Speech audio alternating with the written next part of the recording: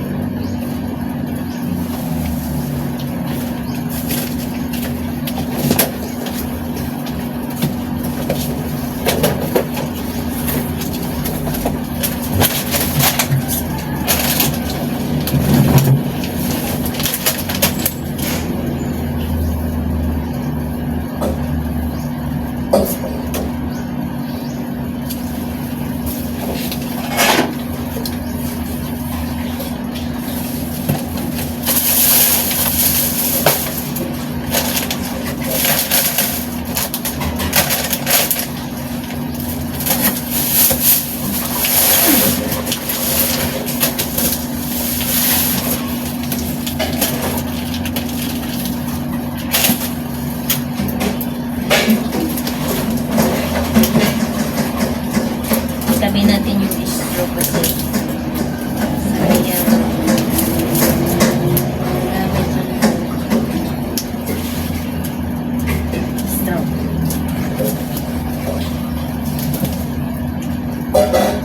Pangiwanag ng araw.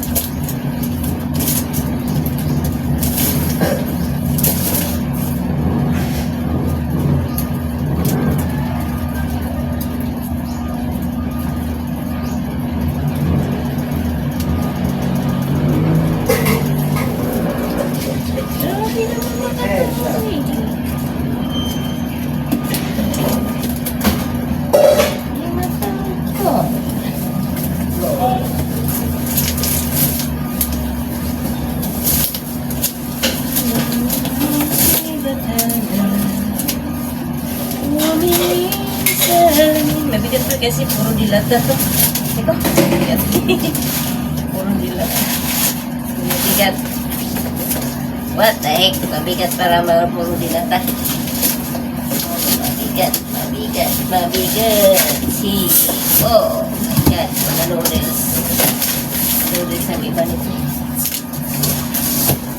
Sa kakape. So, paano natin ito? Gagawin natin, presyohan natin. Sabi natin.